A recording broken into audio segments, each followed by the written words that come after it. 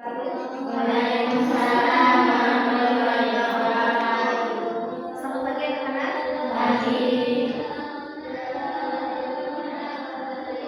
Untuk materi hari ini, Ibu akan menjelaskan tentang keberagaman suku, agama, ras, dan antar golongan dalam bingkai Bhinneka Tunggal Ika. Karena kita tinggal di Indonesia, ya, dan Indonesia memiliki banyak pulau, ya, pasti mulai dari suku pun memiliki keberagaman, ada bermacam-macam sukunya, ya. Kemudian dari segi agama pun itu memiliki keberagaman agama yang ada di Indonesia. Kemudian ras, ya, itu kalau ras dilihat dari segi budaya atau ciri fisik, ya. Dan kemudian antar golongan, ya, antar golongan juga itu memiliki keberagaman. Tahu arti dari keberagaman? Maksudnya ada berbagai jenis agama, berbagai jenis suku, ras, dan antar golongan. Jadi kenapa jadi solusi? Tidak ada istiadat, ya. Kemudian kita dengan mengetahui ada istiadat mulai dari segi pilihan itu berbeda.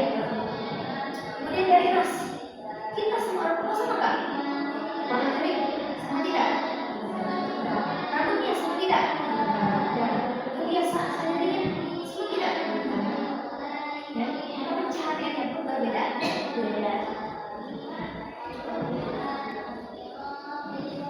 Nah, kenapa sih kok di Indonesia memiliki banyak keberagaman suku, agama, ras? Pertama, karena itu dipengaruhi oleh letak strategis Indonesia. Masih orang Jawa pakai Indo, padahal sama kan satu negara Indonesia. Kok kita mah biasa aja tidak berkesamaan ke orang agama? Kan gitu ya, terus kritik itu bisa juga dipengaruhi oleh letak strategis Indonesia. Kemudian kondisi negara kepulauan, ya, dari segi. Kemudian dari kondisi perbedaan kondisi alam. Kemudian dari segi keadaan transportasi dan komunikasi. Kemudian penerimaan terhadap perubahan. Kemudian keberagaman suku bangsa. Sebutkan suku-suku yang ada di suku Jawa, suku Betawi, suku Batak. Yang kalian kenal masih banyak suku lagi. Suku bangsa sudah disebut juga etnik. Menurut Punjabira, suku bangsa berarti sekelompok manusia yang memiliki kesatuan budaya. Kesatuan orang Sunda, orang Jawa Barat. Jawa Barat terdiri dari beberapa kabupaten. Misalnya ya Ciamis, Cirebon, Cianjur, Bogor, Bandung. Dan juga terdiri dari kabupaten. Tapi budayanya satu budaya yang sama, makanya disebut suku Sunda. Sama budaya Pulau Sumatera. Pulau Sumatera juga terdiri dari beberapa kabupaten. Nah, di setiap kabupaten itu budayanya sama. Dan ketika kalian kesadaran dan identitas tersebut, ciri-ciri mendasar yang membedakan suku bangsa satu dengan lainnya adalah pertama, bahasa daerah. Orang suku Sunda itu biasa bicara bahasa Sunda, ya. Orang Sumatera, mereka orang suku Betawi, ya, mereka menggunakan bahasa setiap daerah berbeda-beda bahasa, setiap suku berbeda-beda bahasa. Mulai dari bahasa daerah. Kemudian dari segi adat istiadat.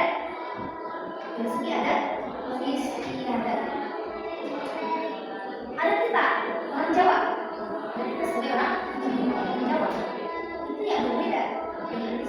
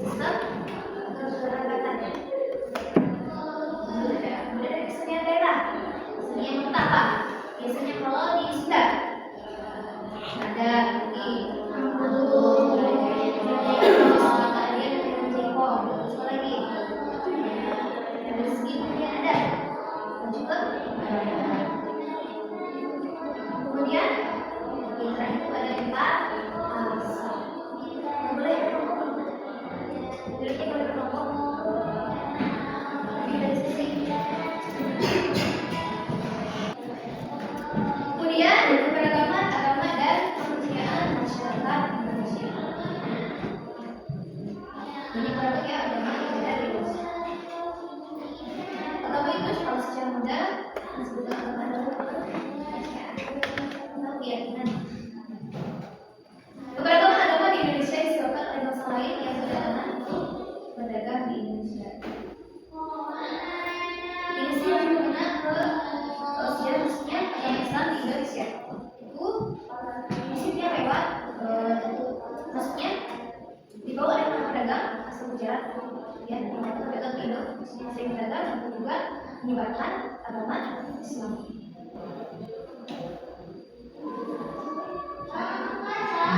Selain berdagang, ada yang menyebarkan agama Islam itu profesinya seperti apa? Ya. Agama yang ada di Indonesia antara lain Islam, ya agama Islam. Tempat beribadahnya di mana? Masjid. Kemudian ada agama kalau masih agama Katolik itu ibadah di gereja. Kemudian masjid. Kemudian ada Buddha. Di mana?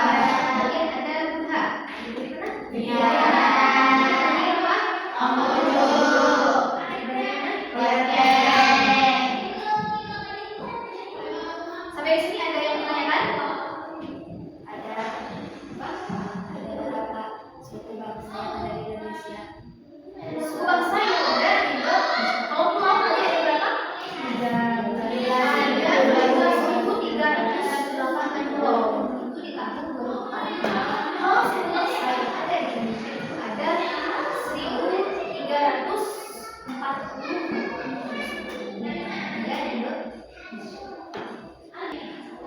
Kemudian keberagaman ras. Ras berasal dari bahasa Inggris yaitu race. Menurut Undang-Undang 2008 tentang penghapusan diskriminasi ras dan etnis, ras adalah golongan bangsa berdasarkan ciri-ciri fisik dan garis. Beberapa ras yang ada di Indonesia. Yang pertama ada ras nelayan atau Mongolian. Ini ada di Sumatera, Jawa, Bali, Nusa Tenggara Barat, Kalimantan,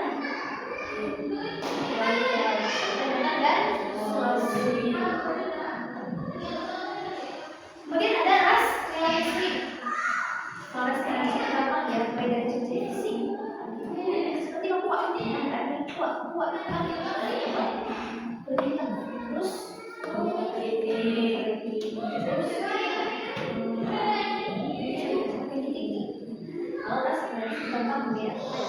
kemudian ras Asiatik Mongoloid. Ras ini tersebar di seluruh Indonesia. Berarti ras Asiatik Mongoloid. Kemudian ada yang terakhir yaitu ras keberagaman antar golongan. Keberagaman masyarakat Indonesia terlihat dari struktur syariat politis. Masyarakat Indonesia ditandai dengan dua ciri, yaitu secara horizontal dan secara vertikal. Secara horizontal ditandai dengan kenyataan adanya kesatuan sosial berdasarkan perbedaan suku bangsa, agama, dan istiadat dan kebudayaan. Ini keberagaman. Secara vertikal ditandai dengan adanya aktivitas dan keseimbangan yang ada. Arti penting memahami keberagaman dalam dikte yang kita kembali. Undang-Undang 6 tahun 1996 tentang perairan Indonesia Negara Kepulauan artinya negara yang seluruhnya terdiri dari satu atau lebih kepulauan dan dapat mencakup pulau-pulau Indonesia. Indonesia kan memiliki beberapa pulau tadi. Indonesia sendiri memiliki 220 pulau ya. Negara kepulauan menyebabkan banyaknya keberagaman. Namun keberagaman tersebut bakal muncul perpecahan. Namun justru yang menciptakan kesatuan. Jadi walaupun Indonesia terdiri dari beberapa pulau, ya itu bukan berarti Indonesia menjadi terpecah belah. Justru dengan adanya perbedaan itu harus dipersatukan. Dan itu makna dari Bhinneka Tunggal Ika.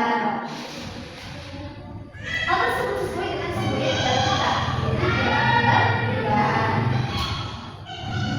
Arti penting memahami keberagaman dalam Bhinneka Tunggal Ika. personal. Kemudian kita itu yang ditulis oleh Kepler. Pernah kan? Kita kembali ke mengandung makna bahwa walaupun bangsa Indonesia dari atas mencari suku bangsa, adat istiadat, ras, dan agama yang beraneka ragam namun bisa merupakan suatu kesatuan dan sosialisasi. Jadi walaupun Indonesia memiliki beberapa yang berbeda-beda, kemudian suku bangsa yang berbeda-beda, adat istiadat, ras, dan agama, itu tidak menyebabkan bangsa Indonesia menjadi terpecah belah. Justru dengan adanya perbedaan itu, kita harus ada persatuan dan kesatuan. Perilaku toleran dalam kehidupan beragama.